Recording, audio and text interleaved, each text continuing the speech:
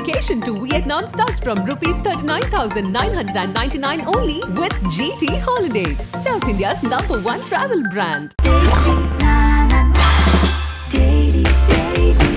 Taste Daily. Taste the Daily. பாஜகவின் சார்பாக ஒரு ஒருங்கிணைப்பு குழு போட்டிருக்காங்க. அது ஹெச் ராஜா தலைமையில இயங்கக்கூடிய குழுவாக இருக்கிறது. இந்த ஒருங்கிணைப்பு குழு போட்டதுக்கு யார் காரணம், பின்னணியில என்ன நடந்திருக்கு சார்? ஹெச் ராஜா பேரை ரெக்கம் பண்றது அண்ணாமலை தான். ஹெச் ராஜா பத்திரமா அந்த பதவியை பாதுகாத்து அண்ணாமலை திருப்பி வந்த பொழுது திருப்பி அவரிடம் ஒப்படைக்கக்கூடிய தகுதி ஹெச் ராஜா கிட்ட உண்டு. ஜெயலலிதா ஓபிஎஸ் மாதிரி அண்ணாமலைக்கு ஒரு ஹெச் ராஜா.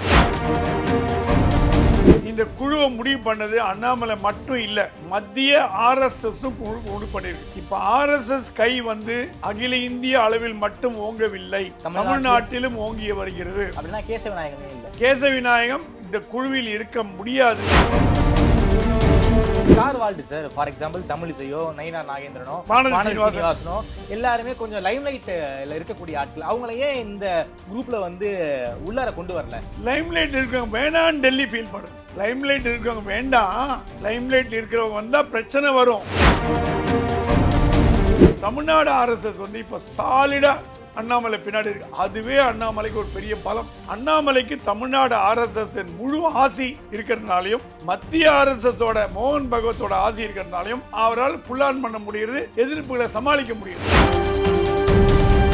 மோடியோட பிளான்ல என்னன்னா தமிழ்நாட்டு பக்கம் பார்வையை திருப்பி ஹெச் ராஜாவை இப்ப ஏதாவது ஒரு ராஜ்யசபா சீட்டு காலி ஆச்சுன்னா டிசம்பர் ஜனவரியில கண்டிப்பாக மத்திய அமைச்சரவையில் ராஜ்யசபா வழியாக தேர்ந்தெடுக்கப்பட்டு ராஜாவுக்கு மத்திய அமைச்சர் பொறுப்பு கொடுக்கப்படும். இன்று நம்மோடு மூத்த பத்திரிகையாளர் திரு பிரகாஷ் எம் சுவாமி இருந்துள்ளார். வணக்கம் சுவாமி சார். வணக்கம். பாஜகவில இருந்து ஒரு மிகப்பெரிய ஒரு பிரேக்கிங் நியூஸ் வந்திருக்கு. பாஜகவுடைய மாநில தலைவர் அண்ணாமலை அவர்கள் உயர் படிப்புக்காக லண்டன் போயிருக்காரு. கடந்த சில வாரங்களாக ஒரு பேசுபொருளாக இருந்திருக்கு. அவர் லண்டனுக்கு போனாலும் இங்கே பொறுப்பு தலைவரோ அல்லது ஒருங்கிணைப்பு குழுவோ எதுவும் போட மாட்டாங்க. ஹீஸ் ஒர்க் ஃப்ரம் லண்டன் அப்படின்னு தான் எல்லாருமே ஒரு பாஜக வட்டாரங்களில் ஒரு பேசப்பட்டுச்சு. நீங்கள் அதற்கு முன்னாடியே ஒரு ஒருங்கிணைப்பு குழு இருக்கலாம், ஒரு கூட்டுக்குழு இருக்கலாம் நீங்கள் சொல்லியிருந்தீங்க. நீங்கள் சொன்னது இப்போது நடந்திருக்கு. பாஜகவின் சார்பாக ஒரு ஒருங்கிணைப்பு குழு போட்டிருக்காங்க. அது ஹெச் ராஜா தலைமையில் இயங்கக்கூடிய குழுவாக இருக்கிறது. கிட்டத்தட்ட ஒரு 5 சீனியர் மெம்பர்ஸ் உள்ளுக்குள்ளே இருக்காங்க. இந்த ஒருங்கிணைப்பு குழு போட்டதுக்கு யார் காரணம், பின்னணியில என்ன நடந்திருக்கு சார்? ஏன் வானதி சீனிவாசனையோ அல்லது நயினார் நாகேந்திரனையோ தமிழிசையோ ஏன் இந்த குரூப்புக்குள்ள சேர்க்கல? அந்த பின்னணி எங்களுக்காக சொல்லுங்க சார். 2 மாசம் முன்னாடி பேசும்போது நான் சொன்னேன் ஒருங்கிணைப்பு குழு கண்டிப்பா இருக்கும், அதில் சக்கரவர்த்தியும் இருப்பார்ன்ற வார்த்தையும் சொன்னேன். ஏன்னா நம்ம கிடைத்த தகவல்கள் பாஜகல இருந்து நல்ல நம்பகமான தகவல்கள். முதல்ல இந்த ஒருங்கிணைப்பு குழுவோட உறுப்பினர்கள் பெயர்களை சிபாரிசு பண்ணது அண்ணாமலை. 2 மாதத்துக்கு முன்னாடி டெல்லிக்கு அமிச்சிட்டார். ஏன்னா 2 மாசமா அவர் ஆக்ஸ்போர்ட் போவார், லண்டன் போவார் பேச்சு அடிப்படுது. அப்பவே டெல்லி சொல்லிட்டு தான் பொறுப்பு தலைவர் கிடையாதுன்னு சொல்லிடுது. இங்கே இருக்கிறவங்க நிறைய பேர் ஆசைப்பட்டாங்க பொறுப்பு தலைவர் வரணும்னு. அது ஒன்றும் தப்பு கிடையாது, அவங்க ஆசை அவங்களோட. ஆனால் டெல்லி சொல்லிட்டான் நீங்கள் ஒரு லிஸ்ட்டு கொடுங்க பார்க்கலான்னு. ஆனால் டெல்லி சொல்லித்தான் நான் கான்ட்ரவர்ஷியல் பீப்புளாக எனக்கு வேணும் அப்படின்ற மாதிரி டெல்லி சொல்லித்தான். அண்ணாமலை லிஸ்ட்டை கொடுத்துட்டாரு. இந்த லிஸ்ட்டு கொடுத்த விவரம் கசிஞ்சு கமலாலயத்துலேருந்து பல பேர் டெல்லியில் போய் நான் பொறுப்பு தலைவராக இருக்கேன், நான் பார்த்துக்கிறேன், நீங்கள் பார்த்துக்கிறேன்னு பிரச்சனை பண்ணியிருக்காங்க. கடந்த சில வாரங்களுக்கு முன்னாடி அண்ணாமலை டெல்லி போகும்போது இங்கே இருக்கக்கூடிய சீனியர் தலைவர் எல்லாருமே டெல்லிக்கு முகாமிட்டது இது ஒரு காரணமா? முகாமிட்டது இது ஒரு காரணம். அவங்க என்ன பார்த்தாங்க, அண்ணாமலை இல்லாத போது பொறுப்பு தலைவராக வந்தால் கொஞ்சம் கொஞ்சமாக அண்ணாமலை நகர்த்திட்டு நம்ம அந்த இடத்துக்கு வரலாம் அப்படின்னு பிளான் பண்ணியிருக்காங்க. ஆனால் டெல்லி ரொம்ப கிளியராக சொல்லிடுச்சான், அண்ணாமலை ஒரு லிஸ்ட்டு கொடுங்க, அந்த லிஸ்ட்டை நாங்கள் பார்த்து அப்ரூவ் பண்ணுறோம், அந்த ஒருங்கிணைப்பு குழு தான் இதில் நீங்கள் இல்லாத நேரத்தில் பார்த்துக்க போகிறது, ஆனால் பொறுப்பு தலைவர்ன்ற வார்த்தை யூஸ் பண்ணக்கூடாது அப்படின்னு சொல்லிடுச்சோம். ஹெச் ராஜா பேரை ரெக்கம் பண்ணுறது அண்ணாமலை தான். ஏன்னா ஹெச் ராஜா பத்திரமா அந்த பதவியை பாதுகாத்து அண்ணாமலை திருப்பி வந்த பொழுது திருப்பி அவரிடம் ஒப்படைக்கக்கூடிய தகுதி ஹெச் ராஜா கிட்ட உண்டு. ஜெயலலிதாவுக்கு ஓபிஎஸ் மாதிரி அண்ணாமலைக்கு ஒரு ஹெச் ராஜா. ஓகே, பாஜகவோட ஓபிஎஸ் ஹெச் ராஜான்னு சொல்லலாம். பரதன் பாதுகையை வச்சு ராமர்கிட்ட கொடுத்தா மாதிரி பத்திரமா இந்த பதவியை காப்பாற்றி அண்ணாமலை கொடுக்க வேலை. ஏன்னா அண்ணாமலை என்ன எதுக்குறாரா, நம்ம இல்லாத போது குழப்பம் விளைவிக்கிறதுக்குன்னே சில குரூப் இருக்கு அப்படின்னு ஃபீல் பண்றார். அது உண்மையா கூட இருக்கலாம், நமக்கு தெரியாது. ஆனா இதுல என்ன பாத்தீங்கன்னா, இந்த குழுவை முடிவு பண்ணது அண்ணாமலை மட்டும் இல்லை, ம். மத்திய ஆர்எஸ்எஸும் குழு பண்ணியிருக்கு. ஓகே. இந்த கோர் குழுல கமிட்டியா? இருக்க core BJP committee core committee. BJP RSS core committee. ஓ! இப்ப ஆர்எஸ்எஸ் கை வந்து அகில இந்திய அளவில் மட்டும் ஓங்கவில்லை, தமிழ்நாட்டிலும் ஓங்கி வருகிறது. அப்படின்னா கேசவ நாயகம் ஏன் இல்ல? கேசவி நாயகம் இந்த குழுவில் இருக்க முடியாது. ஏன்னா அவர் வந்து அமைப்பு செயலாளர். அமைப்பு செயலாளர் எந்த குழுவிலும் இருக்க முடியாது. பொருளாளர் இருக்கலாம், பொருளாளர் இருக்கலாம், செயலாளர் இருக்கலாம், துணைத் தலைவர் இருக்கலாம். அமைப்பு செயலாளர் அந்த விதிகளின்படி இருக்க முடியாது. ஓகே. அவர் எக்ஸ் அபிஷியோ தான் இருக்க முடியும். ஸோ கேசவிநாயகம் இல்லாதது கேசவிநாயகத்துக்கு ஒரு அவப்பெயரோ கெட்ட பெயரோ கேசவிநாயகத்தை ஒதுக்கி வச்சுட்டாங்கன்னு நம்ம எடுத்துக்க முடியாது. ஏன்னா ரூல் பிரகாரம் ஆர்கனைசிங் செக்ரட்டரி வெளியிலிருந்து செயல்படணும். அவர் பிக்சர்லேயே வரக்கூடாது. பொருளாளர் வரலாம், எஸ்ஆர் சேகர் பொருளாளர் வரலாம், செக்ரட்டரி வரலாம், ஜாயிண்ட் செக்ரட்டரி வரலாம், வைஸ் பிரசிடென்ட் யாருன்னா வரலாம். ஆனால் இது கேசவிநாயகம் ஓரங்கட்டப்பட்டாருன்னா ஓரங்கட்டப்பட்டார். ஏன்னா கேசவிநாயகத்துக்கு பொறுப்பு தலைவர் கொடுத்தாருன்னா, ஏன்னா தலைவருக்கு அடுத்த பொறுப்பு பார்த்தீங்கன்னா அமைப்பு செயலாளர் தான். ஸோ கேசவிநாயகம் மேலே ஏற்பட்ட குற்றச்சாட்டு வர்றதுனால அவர் கொஞ்சம் ஓரம் கட்டி இந்த அமைப்பு கொடுத்துருக்காங்க. இதில் ராஜா வந்து இவர் முக்கியத்துவம் பெற போறாருன்ற மேட்டர் பிஜேபியில் எப்போ தெரிஞ்சதுன்னா, அந்த உறுப்பினர் சேர்க்கை குழுன்னு ஒன்று அமைச்சாங்க. அதற்கு தலைவராக ராஜாவை போட்டாங்க. திடீர்னு ஒரு பாஜக ஒரு சலசலப்பு, என்னன்னா அது உறுப்பினர் குழு சேர்க்கைக்கு தலைவராக ராஜா போட்டிருக்காங்களேன்னு. அண்ணாமலை ஒரு மீட்டிங்கில் சொன்னாராம், உறுப்பினர் சேர்க்கை குழு முதல் அட்டை ராஜா சார் தான் ராஜாஜி தான் வாங்க போறாருன்னு. அது எப்பவுமே உறுப்பினர் அட்டை முதல் அட்டை வாங்கிறது மாநில தலைவராக தான் இருக்க போகிறது. எல்லா மாநிலங்களும் அப்படிதான். யூபி, பீகார், மத்திய பிரதேஷ், மகாராஷ்டிரா. தமிழ்நாட்டில் மட்டும் ஏன்னா அப்போ என்ன இன் பண்ணியிருக்காரு, அந்த நேரத்தில் நான் தமிழ்நாட்டில் இருக்க மாட்டேன், லண்டனில் இருக்க போகிறேன், ராஜா தான் முதல் அட்டையை வாங்க போகிறாருங்கிறத சூசகமாக இன் பண்ணிட்டார் அண்ணாமலை. அது பாதி பேருக்கு புரிஞ்சுது, பாதி பேருக்கு புரியல. நமக்கெல்லாம் ஓரளவுக்கு புரிஞ்சுது. ஏதோ ஒரு ராஜாவுக்கு ஏதோ ஒரு ஜாக்பாட் அடிக்க போகிறது, ஏதோ உள்ளே வர போகிறாரு பெரிய லெவலில். ஏன்னா ராஜா வந்து எந்த பதவிக்கும் ஆசைப்படாத ஒரு தலைவர். பதவி கொடுத்தா கொடுங்க, கொடுக்காட்டி போங்க. இந்த சொன்னாராம், எனக்கு வந்து பாலிடிக்ஸில் வந்து நான் இருக்கேன், ஆனால் எனக்கு பதவியே வேண்டாம், அதனால் நான் தேர்தலில் நிற்கலேன்னு சொல்லிட்டாராம். போன பாராளுமன்ற தேர்தலில் கேட்டாங்களாம், அவர் வேண்டான்ட்டார், நான் பண்ணிட்டு தரேன். ஏன்னா ஆர்எஸ்எஸ் வார்ப்பு எல்லாமே பதவி எதிர்பார்க்காத தலைவர்கள் தான் ஆர்எஸ்எஸ்லேருந்து உருவானவங்க. சரி, இந்த கமிட்டியில் எச் ராஜா போட்டதுக்கு முதல் காரணம் இது. ரெண்டாவது, சக்கரவர்த்தி உள்ள கொண்டது என்ன காரணம்னா, முந்தா நாள் எம்ஜிஆர் ஜானகி காலேஜில் நடந்த அந்த ஹண்டேவோட புத்தக வெளியீட்டு விழாவில் பத்திரிகையாளர் சந்திப்பில் அண்ணாமலையிடம் கேள்வி கேட்கப்பட்டது, ஏங்க நீங்கள் சீனியர்லாம் மதிக்கிறதே இல்லையாமே, சீனியரை மதிக்கலையாமேன்னு. அதுக்கு அண்ணாமலை, யார் சொன்னது, சக்கரவர்த்தி கேட்டு பாருங்க, அவரை கேட்டுட்டு தான் நான் எல்லாம், அவரை கேட்காம எதுவும் பண்ண மாட்டேன், அவருக்கு தெரியாமல் எதுவும் பண்ண மாட்டேன், அவர்கிட்ட எல்லாம் சொல்லிட்டு தான் பண்ணுறேன், அவர் ஆலோசனை கேட்குறேன்.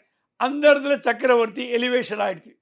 ஓகே. ஸோ சக்கரவர்த்தி துணைத் தலைவர், தமிழக பாஜகவின் முக்கியமான தலைவர்கள் ஒருவர், நீண்ட நாள கட்சியில் இருக்கிறவர், ஆர்எஸ்எஸ் பேக்ரவுண்ட்.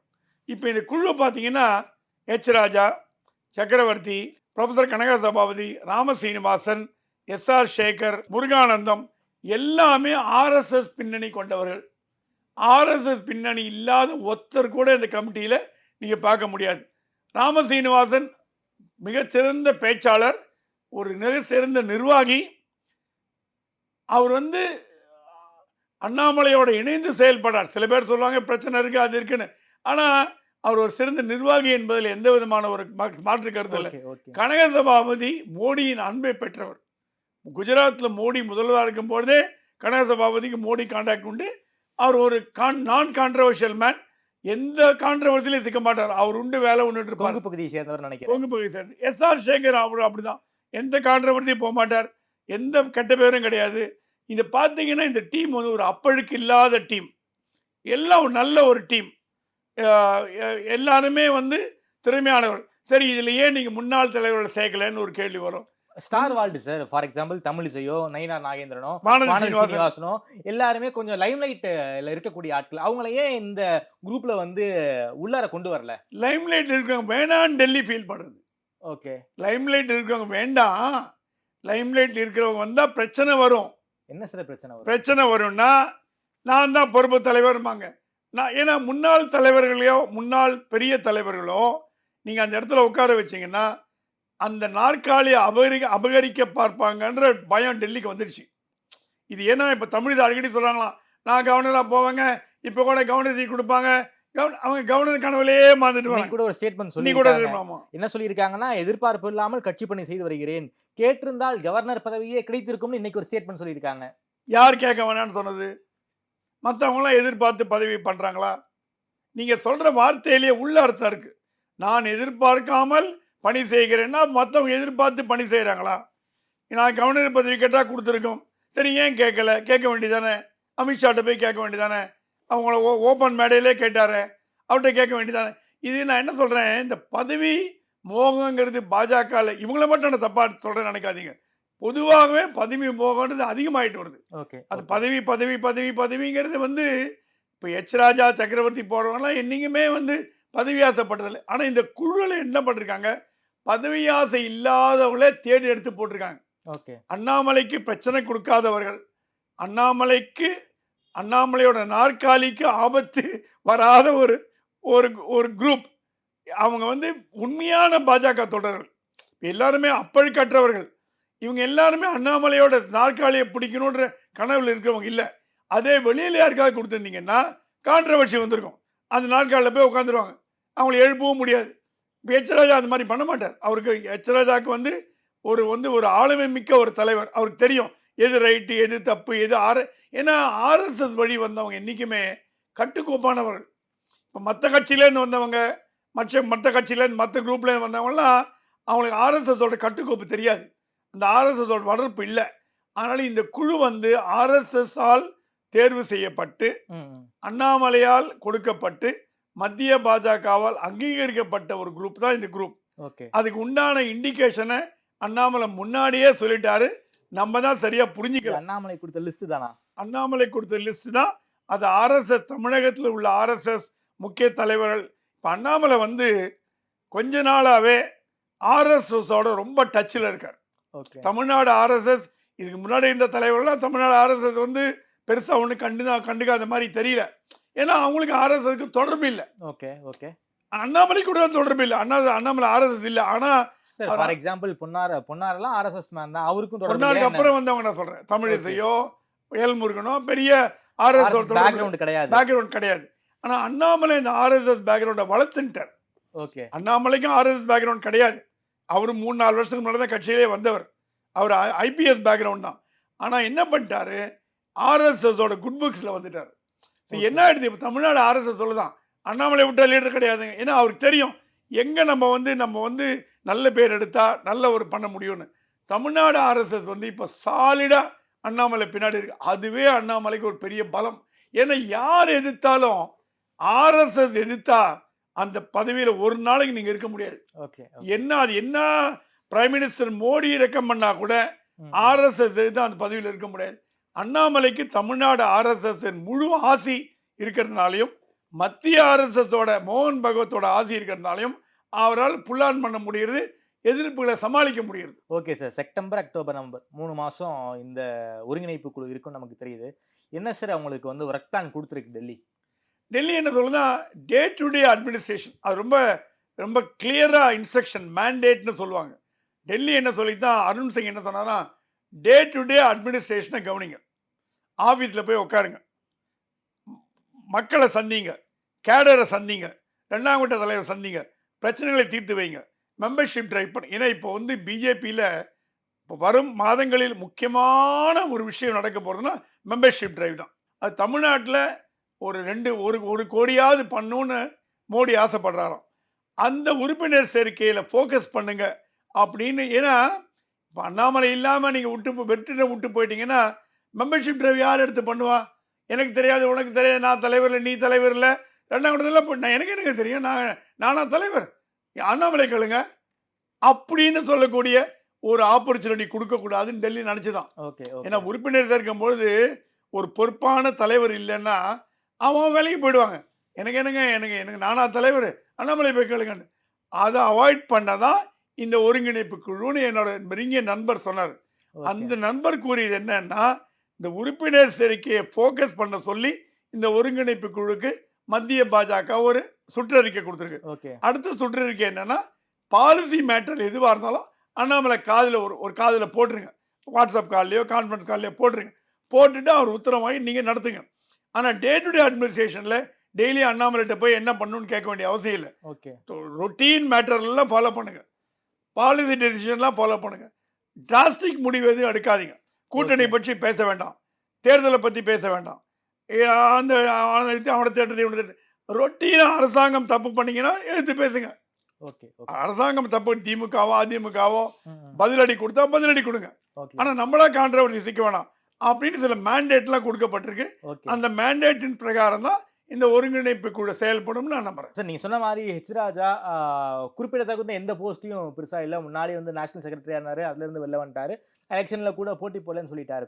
ஸோ இப்போ அவருக்கு எலிவேஷன் கொடுத்துருக்காங்க. வேற ஏதாவது எலிவேஷன் கொடுக்க வாய்ப்பு இருக்கா ஹெச் ராஜாவுக்கு? ஹெச் ராஜா என்னன்னா பதவி வேணும்னு மத்திய பாஜக புடுங்க மாட்டார்.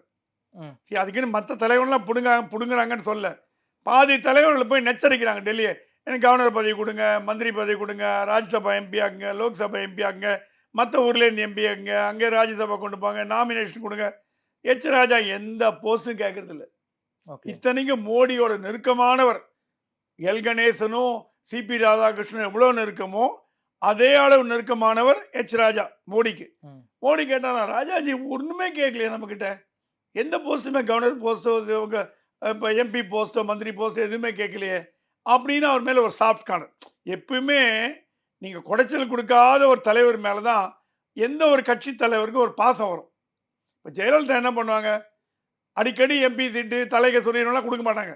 தலையே காட்டாத ஒரு எம்எல்ஏ கூப்பிட்டு வா நாளைக்கு நீ தான் மந்திரியுமாங்க. அந்த ஆள் நஞ்சு கூட பார்த்துருக்க மாட்டான்.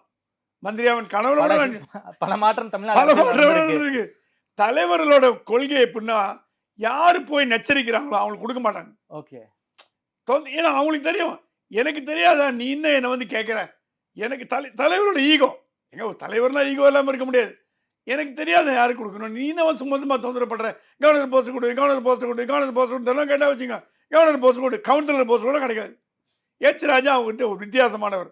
நீங்கள் கொடுத்தாலும் கொடுக்காட்டின்னு ஆஃபீஸ்க்கு வரேன், என் வேலையை பண்ணுறேன், ப்ரெஸ் கான்ஃபரன்ஸ் வைக்கிறேன், திமுகவை திட்டுறேன், எல்லாரையும் திட்டுறேன், சகட்டு மேனிக்கு வாங்குறேன், கட்சிக்கு ஒரு தொண்டனாக இருக்கேன் போயா அப்படின்னு சொல்லிட்டு போயிட்டார். அந்த ஒரு விட்டோத்தித்தனம் தான் அவரை உயர்த்தி இருக்கு. அடுத்தது மோடியோட பிளான்ல என்னன்னா இந்த கான்ட்ரவர்சிலாம் முடிஞ்சு, இந்த எலெக்ஷன்லாம் முடிஞ்சு, இந்த மகாராஷ்டிரா தேர்தல், இந்த தேர்தலெலாம் முடிஞ்சாவிட்டு தமிழ்நாட்டு பக்கம் பார்வையை திருப்பி தமிழ்நாட்டிலேருந்து ரெப்ரசன்டேஷன் இல்லை. ஜெய்சங்கரும் நிர்மலா சீதாராமும் தமிழ் பேசுபவர்கள் தமிழர்களாக இருந்தால் கூட தமிழ்நாட்டிலிருந்து தேர்ந்தெடுக்கப்படவில்லை. எல் முருகனை தவிர ரெப்ரசன்டேஷனே இல்லை. ரொம்ப அது புவராக இருக்கு. மற்ற மாநிலங்களில் கூட இதுதான் ராஜ்யசபா தான். அட்லீஸ்ட் எல் முருகன் இருக்கு, தமிழக தலைவர், அது இல்லைன்னு மறுக்க முடியாது. சிறப்பாக செயல்படுறாரு. மத்திய அமைச்சரவையில் நல்ல பேர். மோடியோட குட் புக்ஸில் வர்றது ரொம்ப கஷ்டங்க. அந்த மோடியோட குட் புக்ஸில் வந்தவர் தான் எல் முருகன். அடுத்தது என்னடா பண்ணலான்னு பார்த்துட்டு இருக்காரு. அண்ணாமலை எம்பி ஆவாங்க, அது எல்லாம் ஒன்றும் அதை முதலே தெரிஞ்ச விஷயம் கொடுக்க போகிறது இல்லைன்னு. ஹெச் ராஜாவை இப்போ ஏதாவது ஒரு ராஜ்யசபா சீட்டு காலி ஆச்சுன்னா டிசம்பர் ஜனவரியில் ராஜ்யசபா சீட்டில் அவரை மற்ற மாநிலங்கள்லேருந்து தேர்ந்தெடுக்கப்பட்டு கண்டிப்பாக மத்திய அமைச்சரவையில் ராஜ்யசபா வழியாக தேர்ந்தெடுக்கப்பட்டு ராஜாவுக்கு மத்திய அமைச்சர் பொறுப்பு கொடுக்கப்படும். அது கேபினெட் அமைச்சராகவோ இணை அமைச்சராகவோ ஏதாவது அவருடைய ஸ்டாண்டிங் ஏற்ற மாதிரி. அதே நேரத்தில் எல் முருகனுக்கு குறைவில்லாமல் ஈக்குவலாகவோ அல்லது சற்று கூடுதலாகவோ ஒரு பொறுப்பு கொடுப்பப்படும்னு டெல்லியிலேருந்து ரொம்ப நாளாக பேசிட்டு இருக்காங்க. இது எப்போ நடக்கும்னு நமக்கு தெரியல. டெல்லியிலேருந்தே பேசிட்டு இருக்காங்க. ராஜாஜி எந்த பதவியும் ஆசைப்படாமல் இருக்காரு. அவர் உண்டு, அவர் வேலை உண்டு. எல்லாருக்குமே கவர்னர் போஸ்ட் எல்லாருக்கும் சிபி ராதாகிருஷ்ணன் கொடுத்தாச்சு, எல் கணேசனுக்கு கொடுத்தாச்சு, பொன்னாரம் மந்திரி ஆக்கியாச்சு, வானதி சீனிவாசன் தேசிய தலைவர் கொடுத்தாச்சு, எல்லாருக்கும் முக்கால்வாசி பேர் கொடுத்தாச்சு. சண்முகநாதனுக்கும் கவர்னர் கொடுத்து அவரும் ஓய்வு பெற்றாரு. எல்லாரும் ஆல்மோஸ்ட் கொடுத்தாச்சு. ஹெச் ராஜாக்கு மட்டும்தான் டியூ. அவர் எம்எல்ஏ வந்தார், எம்பி தேர்தலில் போட்டி போட்டு தோற்று போயிட்டாரு. தேசிய செயலாளர் பதவி எடுத்துட்டாங்க. அவர் ஒன்றும் பெருசாக அழட்டிக்கல. நீங்கள் கொடுத்தா கொடுங்க, கொடுக்காட்டி போங்கன்ற மனநிலையில் தான் இருந்தார். மோடிக்கு அதான் ரொம்ப பிடிச்சிருக்கான். ஹெச் ராஜா இது வரைக்கும் எனக்கு பதவி கொடுங்கன்னு கேட்கலப்பா, அவருக்கு ஏதாவது பண்ணணும்னு மைண்டில் வச்சிருக்காரு. ஓகே சார், இப்போ 3 மாதம் இப்படி தான் பிஜேபி ஃபங்க்ஷன் ஆகும் நீங்கள் சொல்ல வரீங்க. அண்ணாமலை கிட்ட எந்த ஒரு பெருசான எந்த ஒரு டிஸ்கஷனும் போகிறதுக்கு வாய்ப்பு இல்லை. குறிப்பாக ஏதாவது ஒரு கொள்கை சார்ந்த முடிவுக்கு மட்டும்தான் அண்ணாமலை இவங்க கால் பண்ணுவாங்களா? அதாவது ஒரு அறிவுரை கேட்க வாய்ப்பு இருக்குமா? இல்ல அண்ணாமலை டிஸ்டர்ப் பண்ண வேணாம். ஏன்னா, அவர் படிக்க போகும்பொழுது டெய்லி அவர கூப்பிட்டு அந்த அறிக்கை விடணுமா, அந்த அறிக்கை ஏன்னா எச். ராஜா வந்து அண்ணாமலையோட சீனியர். எஸ். ஒண்ணு ஆமா. கவனிக்கணும். ம். இப்ப அண்ணாமலையோட ஜூனியர் போட்டிருந்தாங்கன்னா, அவரு அண்ணாமலைக்கு பயந்து அண்ணாமலைட்ட என்னங்க பண்ணலாம், என்னங்க ஓகே, பண்ணலாம், ஓகே. என்னங்க பண்ணலான்னு கேட்பார். எச். ராஜா அண்ணாமலைக்கு சீனியர். ம். அவரு கட்சிய பத்தி தெரியும், கொள்கைய பத்தி தெரியும், என்ன பேசணும், என்ன பேசக்கூடாது, என்ன பண்ணணும், என்ன பண்ணக்கூடாது எல்லாம் ஓகே. தெரியும். அவருக்கு கொள்கையோட கம்ப்ளீட் கட்சி கையில தெரியும். ம். ராஜா வந்து பொறுப்பு தலைவரா இல்லையான்னு கேட்டா, இல்ல பொறுப்பு தலைவர் இல்ல. ஒருங்கிணைப்பு அவர் குழு தலைவர். ஒருங்கிணைப்பு குழுவோட தலைவர். அதுல டெல்லி ரொம்ப கிளியரா சொல்லிச்சான்.